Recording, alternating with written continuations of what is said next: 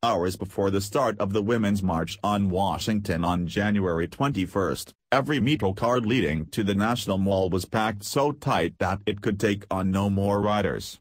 At station after station, the train doors would open, and the passengers would look out on throngs of fellow protesters, women, men, children, babies, the occasional dog, waiting on the platform.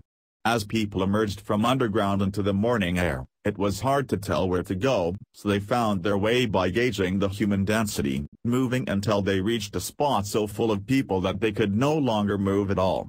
There was an enormous rally happening somewhere in there, activists and celebrities speaking into microphones, but much of the crowd couldn't see or hear anything except rumbling waves of cheers. By the time they were meant to march, the crowd was so large that it already stretched across the entire route, from the rally site near the Capitol to the Ellipse near the White House. The signs they carried spoke to any number of issues: immigration, abortion, race, the environment, inequality, the new president. Refugees welcome, keep your laws out of my vagina, Black Lives Matter, science is real, Flint needs clean water, nobody likes you. The handmade pink pussy hats that many marchers wore, a reference to Donald Trump's caught-on-tape boasts about grabbing unsuspecting women by the genitals, had been sneered at in the days before the march.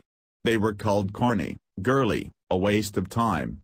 Seen from above, though, on thousands of marchers, their wave of color created a powerful image. It was, somewhat unexpectedly, one of the largest mass demonstrations in American history. Millions of protesters, estimates ranged from 3 to 5 million, took to the streets of Washington, Los Angeles, New York, Palm Beach, Florida, Boise, Idaho, even Fargo, North Dakota. Sister demonstrations were held in Thailand, in Malawi, in Antarctica.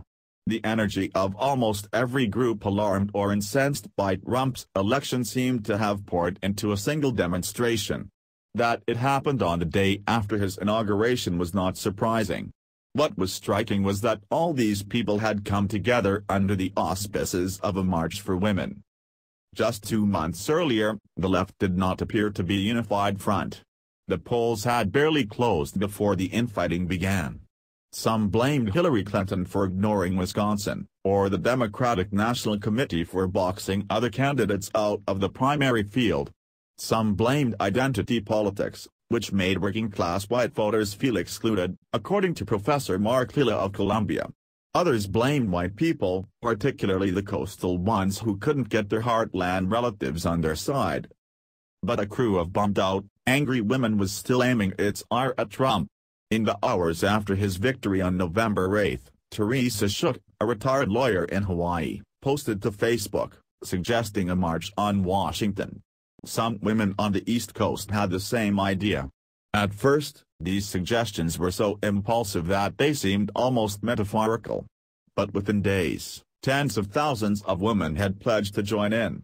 Over the course of 2 months, the idea became something far bigger than initially imagined. Eventually, an entire organizing team would have permits, t-shirts, fleets of buses, portable toilets, celebrity sponsors and support from Glorious Dynam. Men meekly asked their female family members and Twitter followers, "Are we allowed to join?"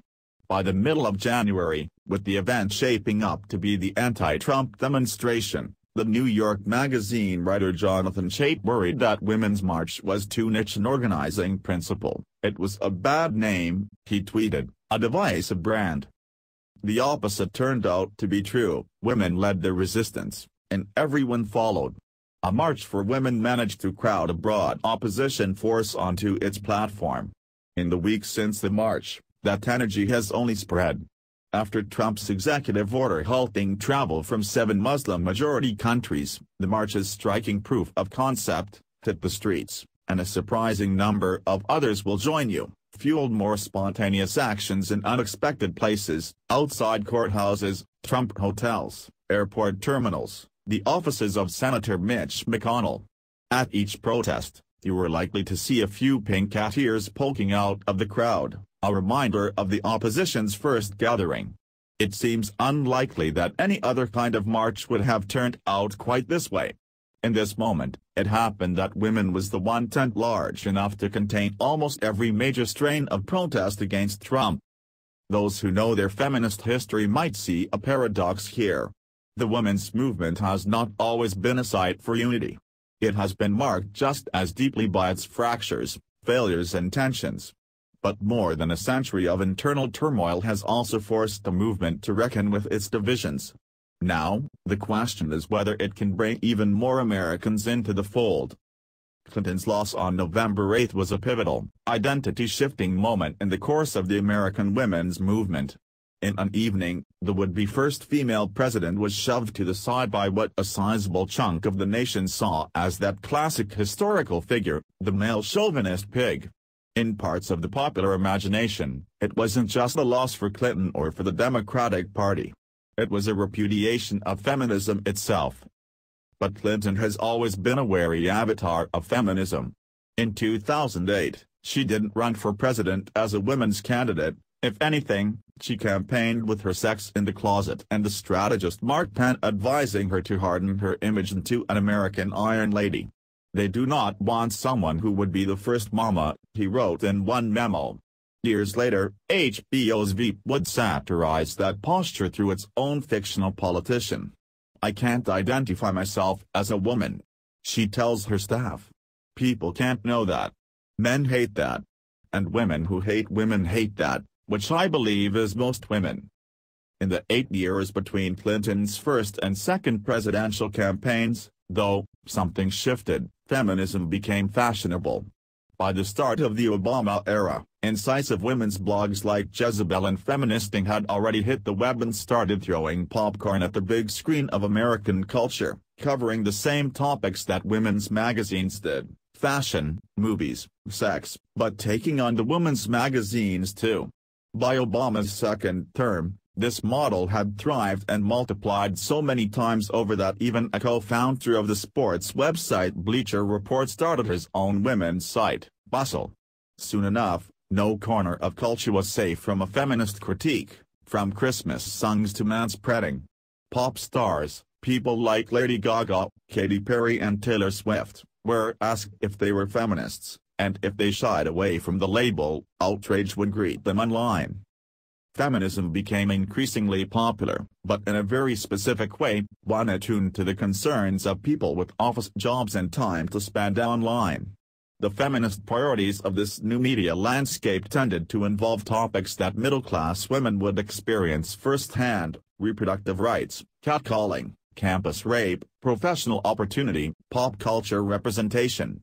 The writers setting its tone tended to be young women who were asked to produce large amounts of clickable copy, for not much money, in very little time, exploring feminist issues not through time-intensive reporting but through takes on the woman already making news, the work-life balance of Yahoo's chief executive, Marissa Mayer, the pay gap between Jennifer Lawrence and her male co-stars. Some content chased sexist slights down to the most passing personal concerns, like an item from the Huffington Post that sighed, "There is no proper way for a woman to cut her hair, let alone do anything right in this world." It's not that women's activist groups vanished or political organizing stalled. But it did become possible for an American woman to cultivate a relationship to feminism that was primarily consumerist. There were feminist TV shows to watch, feminist celebrities to follow, feminist clothes to buy. Unlike many other major social movements, women's liberation dovetails neatly with an important advertising demographic, a lesson capitalism absorbed more than a century ago. In 1908, the advertiser J. Walter Thompson hired suffragists to address the growing women's market. Over the next decades, the industry would slip women's rights messaging into ad copy. Old Dutch cleanser offered freedom from household drudgery. Shredded wheat promised the declaration of independence from cooking. These days, even our bath products have achieved empowerment.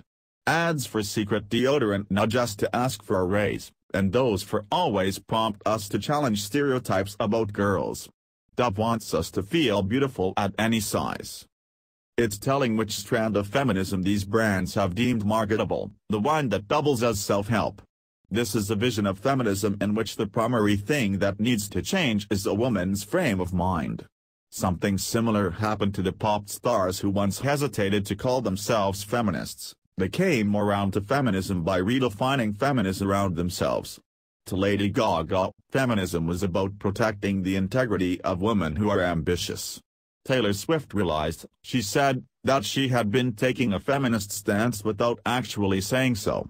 Feminism was being defined down to its most benign interpretation.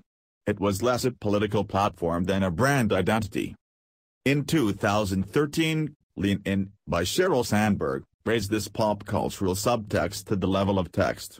Sandberg called the book sort of a feminist manifesto, but it preached individual solutions to systemic problems, encouraging women to focus on internal obstacles and dismantle the hurdles in ourselves. This feminist mode, where personal success becomes synonymous with social progress, can be plugged into any number of political orientations. The latest model for the corporate celebrity feminist brand is Ivanka Trump, who has built a lifestyle company under the hashtag #WomenWhoWork. A recent pitch neatly weds activist language with shoppable solutions. We're committed to solving problems. If we can't find a solution, we'll make it ourselves. Case in point, the Soho tote, the ultimate work bag. By the time the 2016 campaign rolled around, Clinton wasn't just permitted to run as a feminist, she was practically obligated to. Her messaging shifted accordingly. Years of women's debating the right way to be a feminist had the side effect of forcing the first female major party candidate to the left. In 2008, she argued that she wanted abortion to be safe, legal and rare, and by rare I mean rare. In last year's debates, she stopped qualifying her support. I will defend Planned Parenthood, she said in one. I will defend Roe v. Wade, and I will defend women's rights to make their own health care decisions. Meanwhile, her campaign mimicked the aesthetics of the pop cultural feminist mode. The candidate affirmed her feminism in a video interview with Lena Dunham, posed in a Kim Kardashian selfie and made a cameo in Broad City. Her campaign posted a BuzzFeed-style listicle informing Latinos that Clinton was just like your abuela. With the Twitter hashtag #NotMyAbuela, those voters begged to differ. Her site sold embroidered pillows that said a woman's place is in the White House and a t-shirt with a big Yost, Hillary, printed over her senior portrait from high school. After Trump accused her of playing the woman's card, her campaign introduced a free hot pink official Hillary for America woman card that drove more than $2 million in donations within days. One young woman earnestly prodded her at an Iowa campaign event, if you could choose, would you rather be the president or Beyoncé? Pop feminism, having been washed of its political urgency, was now being integrated back into politics at the highest level. The candidate who once shrank from feminism was positioning herself as an icon of the movement. Her image became closely aligned with two metaphors, the pantsuit and the glass ceiling, that speak to a particular kind of woman, a corporate careerist at the top of her field. A secret Facebook group, Pantsuit Nation, popped up to encourage Clinton supporters to wear pantsuits to the polls. When she clinched the Democratic nomination for president last June, the one she would formally accept the following month, dressed in suffragist white, Clinton called back to the Seneca Falls Convention of 1848, where a small but determined group of women, and men, came together with the idea that women deserved equal rights. The feminist project started there, she implied, and she was going to finish it. When Clinton lost, pop feminism suffered a crisis. As everyone poured over exit polls, some of the long-simmering fractures between different groups of women exploded into view. 94% of black women voted for Clinton, but 53% of white women voted for Trump, perhaps more likely to see themselves in his vision of the world than in the pop feminism that fed Clinton's campaign. Despite Trump's palpable, eminently plausible disrespect for women, and that infamous tape, he had successfully courted a faction of female voters. His win suggested that Americans were more comfortable with misogyny than many had thought, but it also burst the bubble of cheery pop feminism, which had achieved its huge popularity at the expense of class consciousness and racial solidarity. In some places, you could watch the mood turn in a matter of days.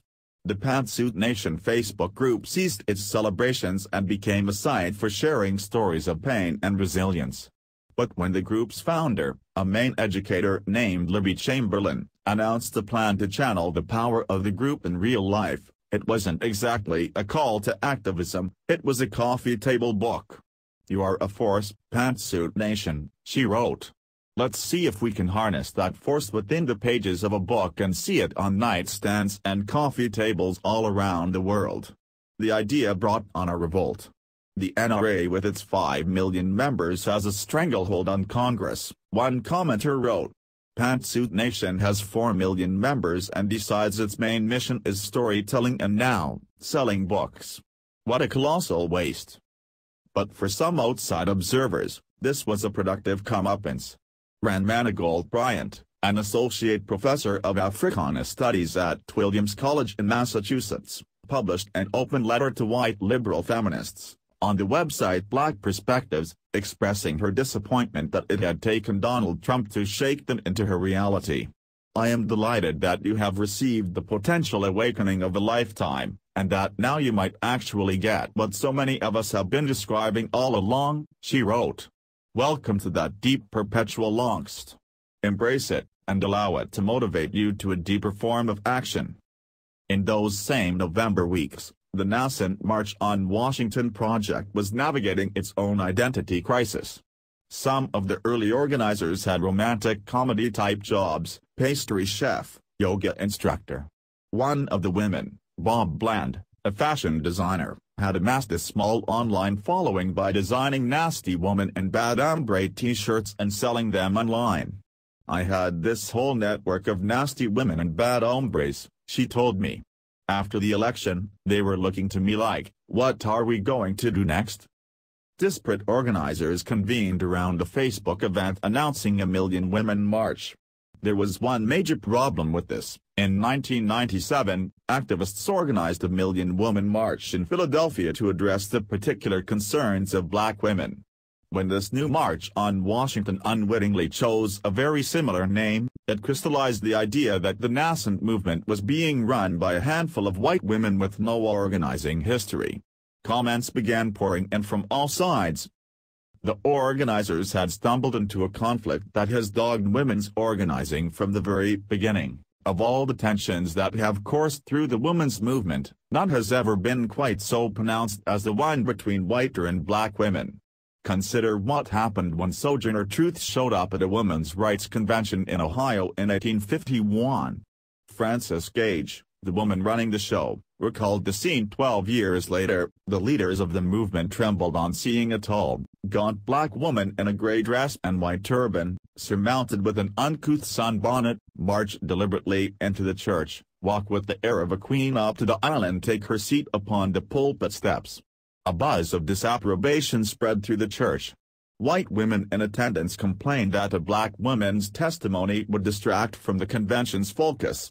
"Don't let her speak, Mrs. Gage, it will ruin us," one said. "Every newspaper in the land will have our cause mixed up with abolition and niggers, and we shall be utterly denounced." I thought the stakes were so high. It needed to be an inclusive movement, or it was going to be a total disaster. Throughout the convention, men arrived to speak out against women's suffrage. Women, they said, were too weak and helpless to be trusted with the power of the vote. Because there were very few women in those days who dared to speak in meeting, as Gage put it, their points went unchallenged until Truth stepped forward. White women hissed, but Truth's very identity nullified the arguments coming from both men and women in attendance. "That man over there says that women need to be helped onto carriages, and lifted over ditches, and to have the best place everywhere," she said. "Nobody ever helps me into carriages, or over mud puddles, or gives me any best place. And ain't I a woman? Look at me. Look at my arm." She rolled up her sleeve to the shoulder. "I have plowed and planted, and gathered into barns, and no man could head me. And ain't I a woman?" In that moment, Truth shattered an idea of white femininity that had been used to both underpin and undermine the cause of suffrage. As a slave, she had worked in the fields like a man, As a free black woman, she could not rely on the offerings of white male gentility. Gage wrote that Truth's testimony compelled the white women in attendance to embrace her with streaming eyes, and hearts beating with gratitude. But 2 years later, Truth still drew jeers from white crowds when she attended women's meetings. A vision of whiteness was ingrained in the leaders and the arguments of the mainstream movement. Even the suffragists' signature white clothes were deliberately chosen to signal purity. This ideal of feminine virtue did not extend to black women, or working-class ones. Some suffragists made their racism and classism explicit. In 1894, a white woman at a meeting of the Brooklyn Woman Suffrage Association complained that New York had become an asylum for the trash of all nations, arguing that women's suffrage ought to be restricted. "Think what it means to give it to all women," she said. "Our criminal and pauper men have wives. There are thousands of female operatives in tobacco factories and similar fields of labor. There are probably 2 million Negro women in this country who are but little uplifted above the plane of animals.